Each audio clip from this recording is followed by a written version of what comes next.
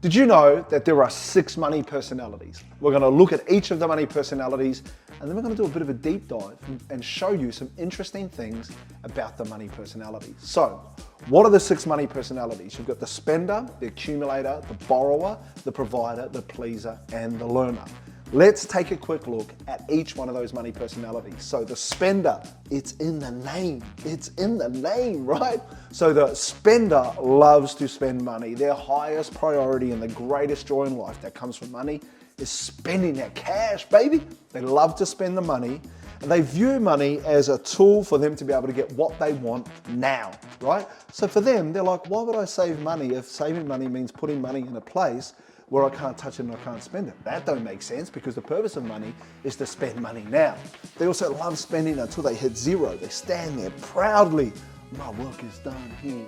That's the spender personality. Also, interesting point, the spender personality has low accountability, low financial accountability. Next is the accumulator, right? Directly opposite to the spender. The accumulator loves to accumulate. They love to hold on to money. They love to save money over and over again. They don't enjoy spending as much as the other money personalities. In fact, they would rather save than spend, right? They can take the fun out of things, right? These are people who are like, oh babe, what did you buy on Tuesday night at 7:27 p.m. for $3.42? What was that, right? They can really take the fun out of things, but they're very good at managing the finances. Next is the borrower. Now, y'all know a borrower.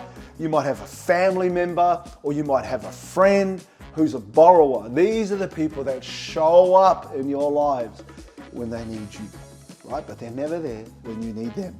These are the people that have always got some sort of drama going on in their lives, and they want you to help solve it. And generally, they solve that problem with money, and that money is your money, right?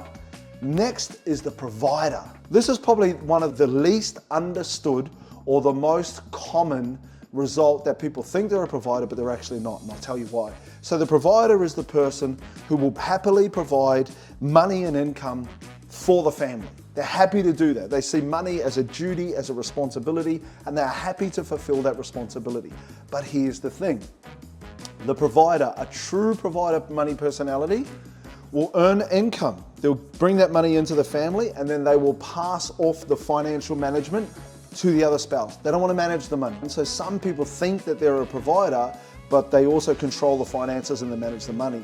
Not you, not true, you're not a provider. More likely, you're probably an accumulator, right? But the provider personality does not want to control and manage the finances. In fact, they couldn't think of anything worse. In their eyes, once they earn the money, they pass it to the other spouse. They say things like, bro, my job's done. Oh look, you worry about that. I've done what I was meant to do. I've given you the money. You look after that. Next is the pleaser personality. Now the pleaser personality sees the purpose of money as being able to positively influence other people's perspective of them. And they use money to do that, right? So the pleasers, they're the givers. They're very generous. They're happy to give to other people. They're happy to do that over and over again. The only challenge with the pleasers is they can give beyond their means. And because they're driven by other people's perception and what other people think of them, they can give and give well beyond any reasonable amount of giving. They could even borrow money to give. Like, that's crazy. And the highest perception for them is what other people think. Lastly is the learner. And this is the personality that I see most people try and identify with when it's just not accurate. So the learner understands that there is a time and a season for each one of these personality traits, and they understand, look, there's a time to spend, there's a time to save, there's a time to borrow, there's a time to provide, and there's a time to please. There is a time and a season for all of these things, and they do it correctly. Now, some people think, oh yeah, I'm a learner, or this person's a learner. Yes, but the other thing is the learner has the runs on the board. The learner has long been playing the wealth game. The learner has used the wealth game to build up assets, to build wealth for the family. And all of the surprises around finances from the learner are positive. That's a big one.